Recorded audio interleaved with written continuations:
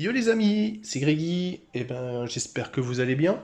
On se retrouve aujourd'hui pour une vidéo vraiment particulière. Alors, je sais je dis souvent ça, mais là pour le coup, on est quand même sur un maillot extrêmement rare, probablement un des plus rares que j'ai.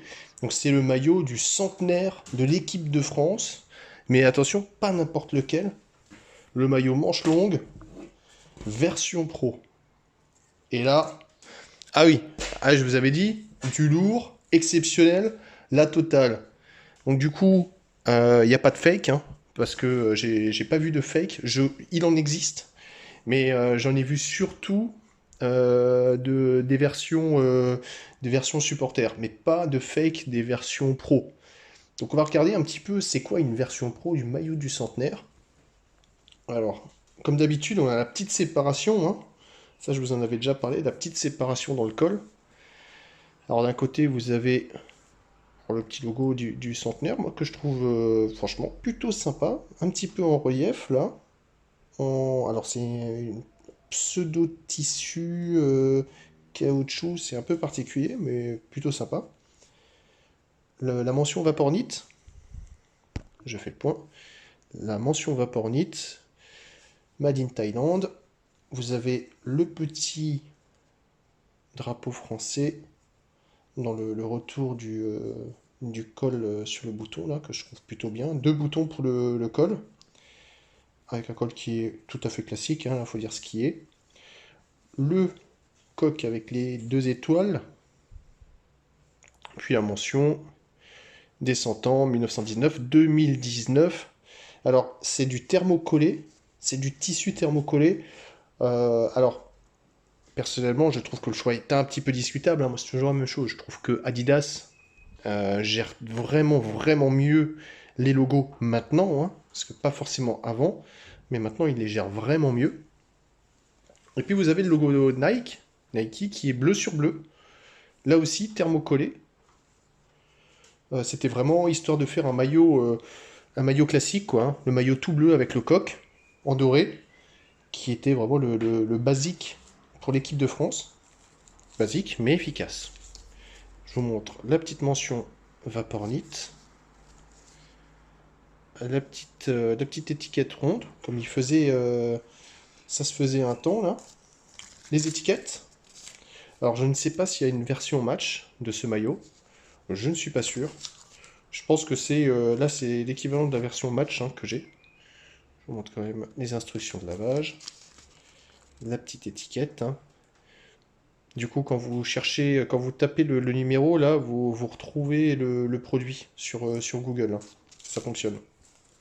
Je vous montre la petite étiquette. Donc l'étiquette a la particularité d'être sous la manche. Produit exclusif. Alors on est dans le minimaliste, hein. On est dans le minimaliste. Slim fit, coupe ajustée, tac, et voilà, basta. Donc, alors je sais pas combien il y en a qui ont été édités, pas beaucoup, vraiment pas beaucoup. Et du coup, le maillot, les prix s'envolent, hein. Les prix s'envolent maintenant. Donc, c'est plusieurs centaines d'euros pour le maillot, si ce n'est 300, voire même plus. Le dos, tout simple. Alors, je sais pas si vous voyez bien. Là, vous avez. C'est un peu difficile, hein, le bleu sur bleu là. Là, vous voyez un petit peu sur le côté les aérations qui vont remonter.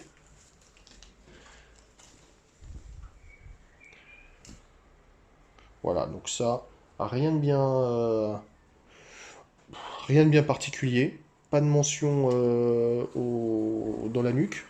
Il y avait encore quelque chose que je voulais vous montrer, je ne sais plus ce que c'était. Oui, alors ça se voit pas trop là, mais sur les manches, vous savez, vous avez un petit peu les petites barres là qui font comme un encéphalogramme, un électrocardiogramme, enfin bon, vous m'aurez compris.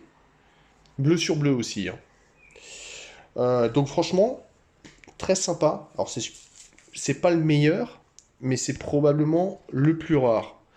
Donc bon, ou un des plus rares. Du coup, quand même content. Je vous montre ce que ça donne à l'essayage. Bon allez, on se retrouve pour cet essayage de ce maillot du centenaire version pro. Alors qu'est-ce que j'en pense? Alors, je l'ai mis exprès Celui-ci, pourquoi? Parce qu'il a des manches longues, et si vous avez vu ma vidéo, enfin oui, évidemment vous avez vu ma vidéo, vous vous souvenez que je trouvais que les manches étaient vraiment très bien. Ce qui n'est pas le cas ici, je trouve qu'il y a un petit souci au niveau des manches. Alors pourquoi? Tout simplement parce que c'est une taille L, et que rien qu'en faisant ça, là je sens qu'une compression, je sens que ça me serre beaucoup trop en fait dans l'avant-bras, juste après la jonction avec le coude, juste après l'articulation du coude, c'est beaucoup trop serré. Et le reste du maillot, comme vous pouvez voir, est vraiment, hein, il est wide, hein, il est marqué slim fit, pas pour le taille L, manifestement. Donc je pense il y a eu un petit problème. Bah, forcément on y est un petit peu plus tard, hein. Et moi je trouve qu'avant les maillots taillés beaucoup mieux, étaient plus cohérents en tout cas, au niveau du sizing. Ouais, je sors des mots anglais. Et puis après l'autre truc qui est chiant, c'est ça, tu vois, t'entends? C'est les étiquettes là.